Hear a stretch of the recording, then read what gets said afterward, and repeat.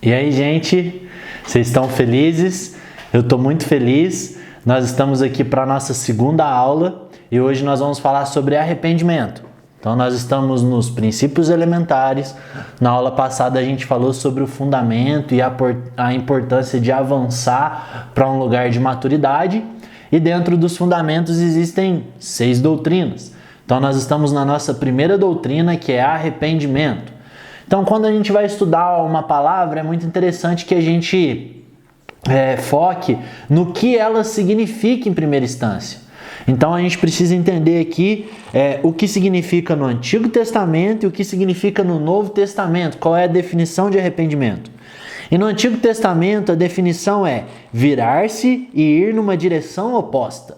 Beleza? Então o Antigo Testamento está falando sobre uma atitude de eu pegar um retorno, de eu transformar o caminho, de eu virar-me e pegar uma direção oposta. Então é interessante que arrependimento no Antigo Testamento fala sobre o oposto, estar oposto ao que eu faria. Então quando eu arrependo, eu viro-me e eu tomo a decisão oposta daquilo que eu fiz.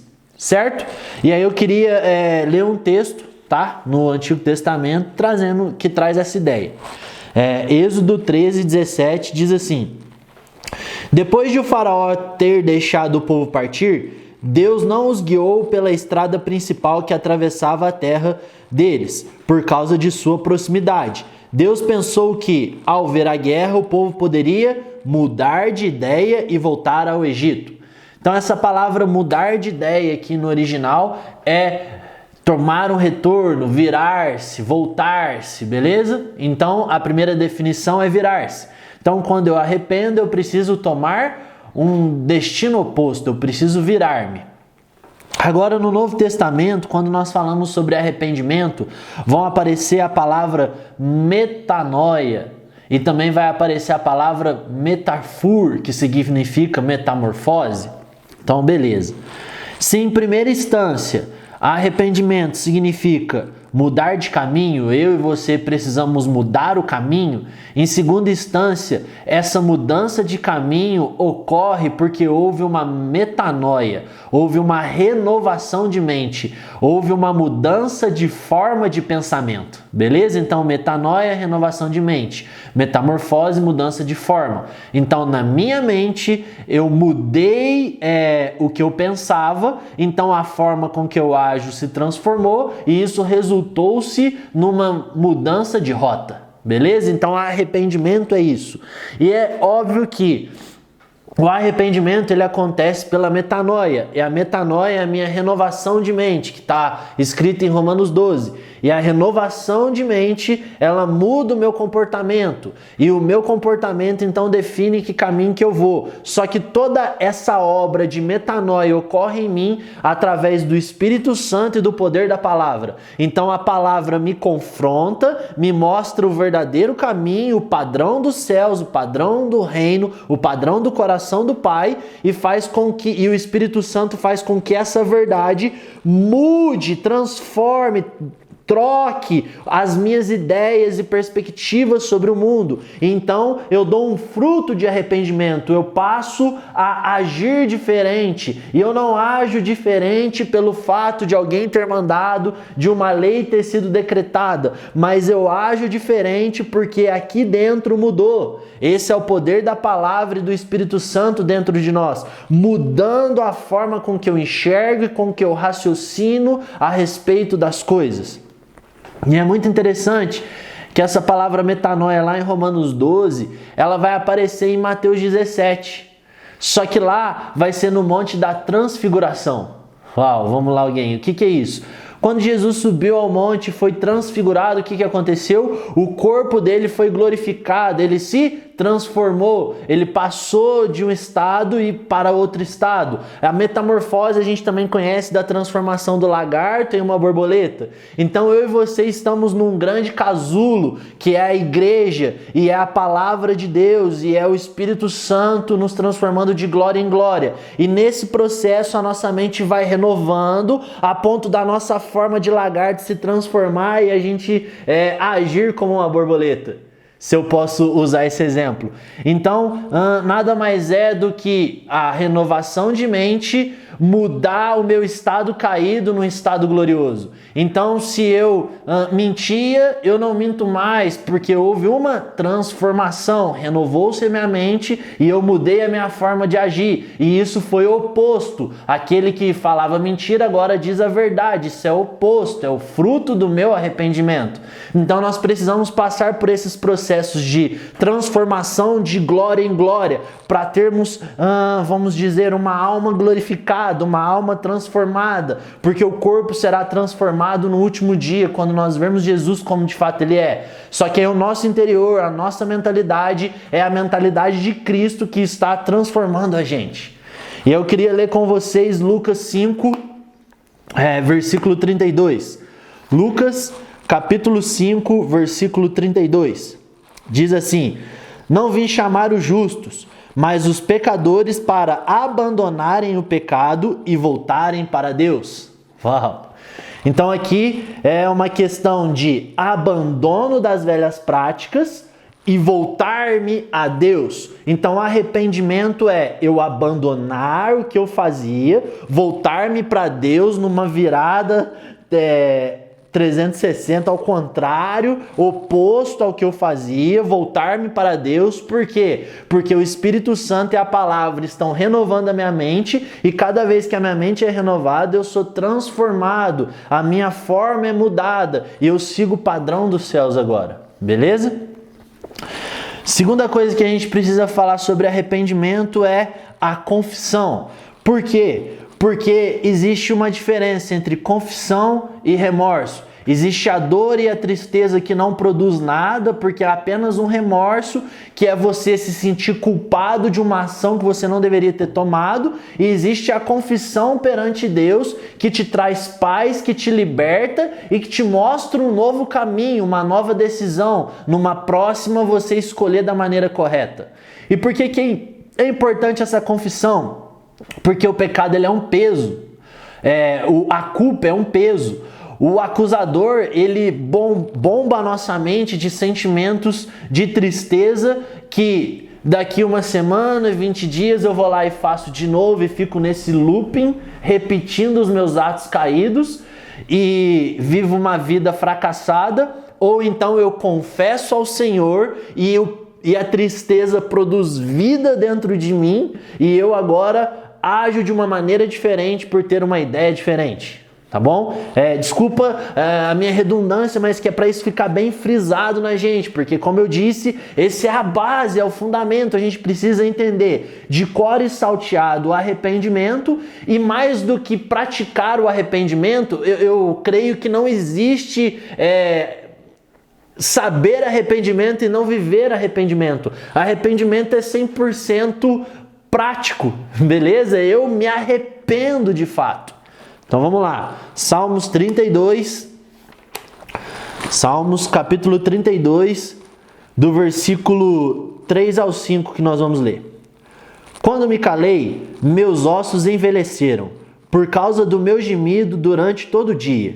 Dia e noite, tuas mãos pesavam sobre mim, meu vigor esgotou-se como uma seca no verão.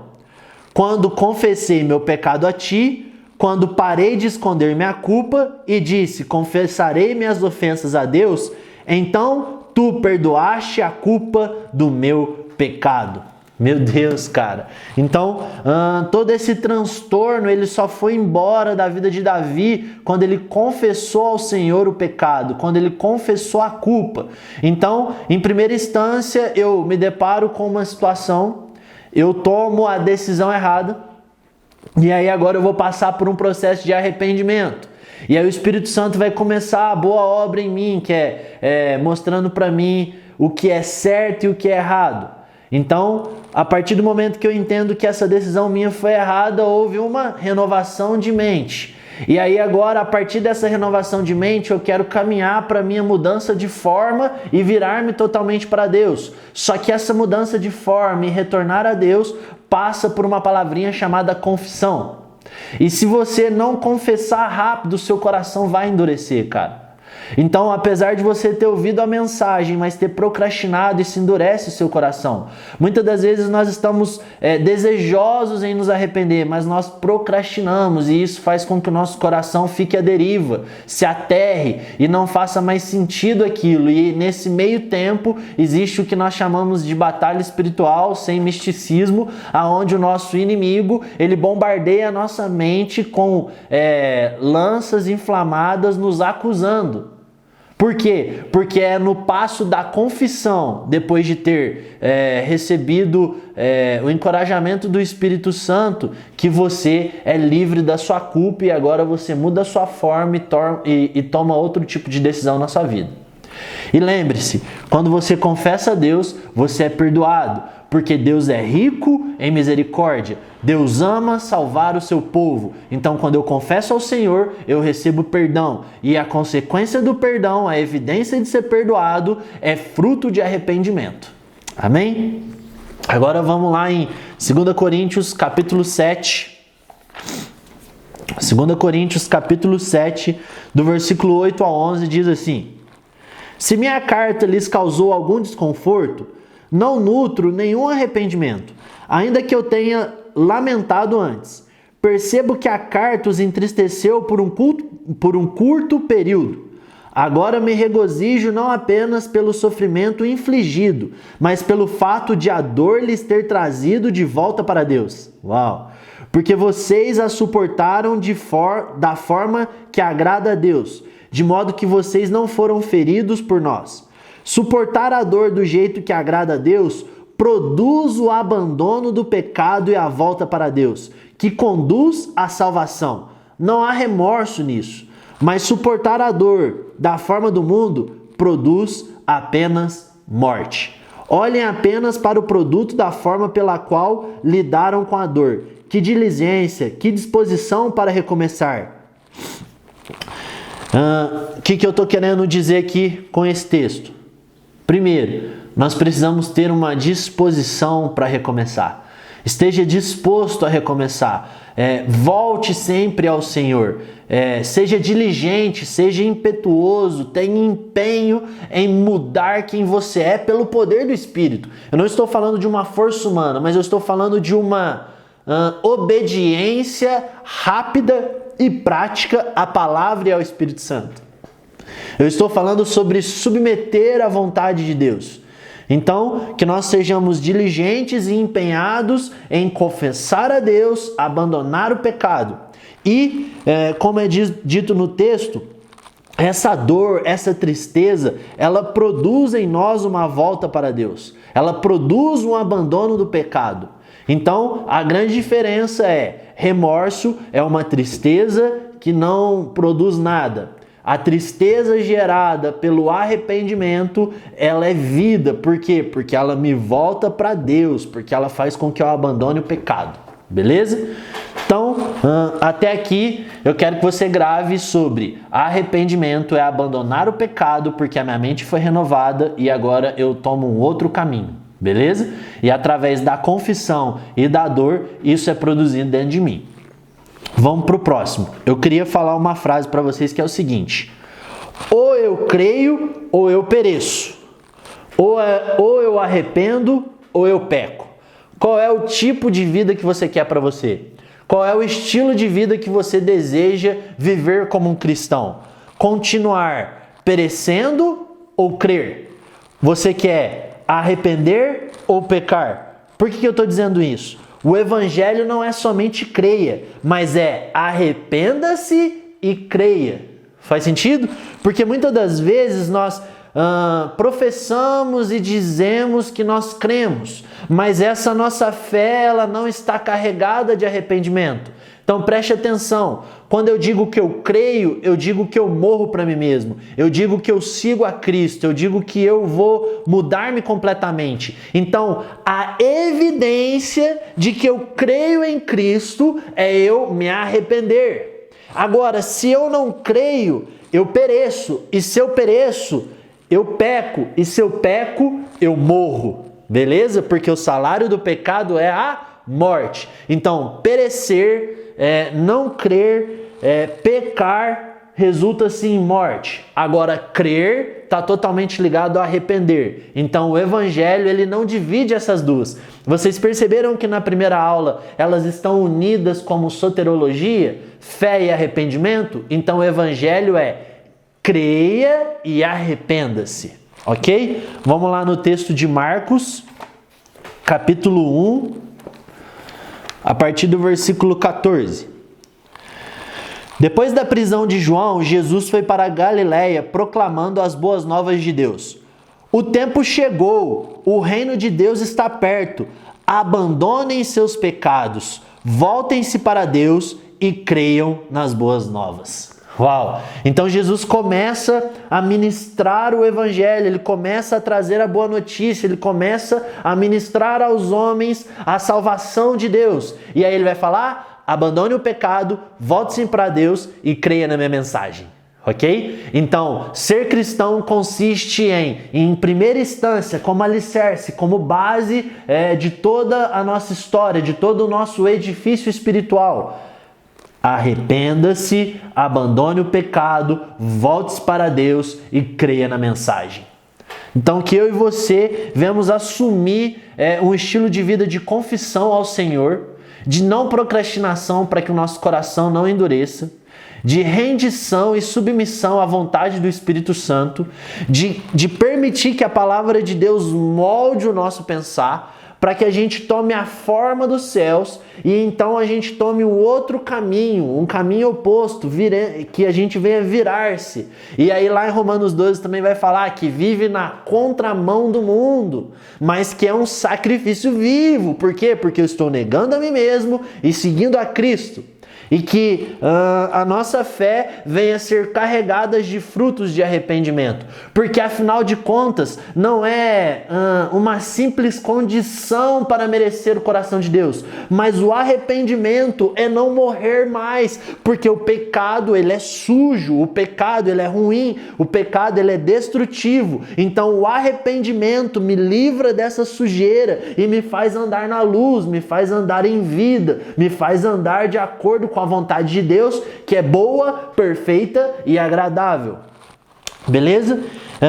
E por último, a mensagem do arrependimento era tão importante que Jesus iniciou o seu ministério pregando arrependimento. João Batista iniciou o seu ministério pregando arrependimento. Os discípulos, a primeira vez que foi pregar, iniciaram pregando arrependimento. E aí eu separei um texto porque a primeira mensagem após o derramamento do Espírito Santo foi arrependimento. Vamos lá, Atos capítulo 2, versículo 38. Atos 2, versículo 38, diz assim: Pedro respondeu-lhes: abandone o pecado, voltem para Deus, e cada um de vocês seja imerso pela autoridade de Jesus o Messias, para o perdão de seus pecados, e vocês receberão o dom do Espírito Santo. Uau! Então, é exatamente isso. A primeira mensagem, o primeiro fundamento, a primeira base da nossa casa espiritual é: abandonem o pecado, volte-se para Deus. Então, a gente tem uma boa notícia. Eu e você estamos conversando sobre uma boa notícia. Nós podemos nos arrepender, nos voltar para Deus, confessar o nosso pecado, ser livre da culpa e parar de andar em morte e passar a andar na vida. Que a minha mente e a sua mente seja renovada pelo Espírito Santo e pela palavra, para que a nossa conduta de vida seja transformada numa nova forma de viver, que é como a do reino dos céus. Beleza? Espero que você esteja feliz, espero que tenha feito sentido, e é isso. Até a próxima aula.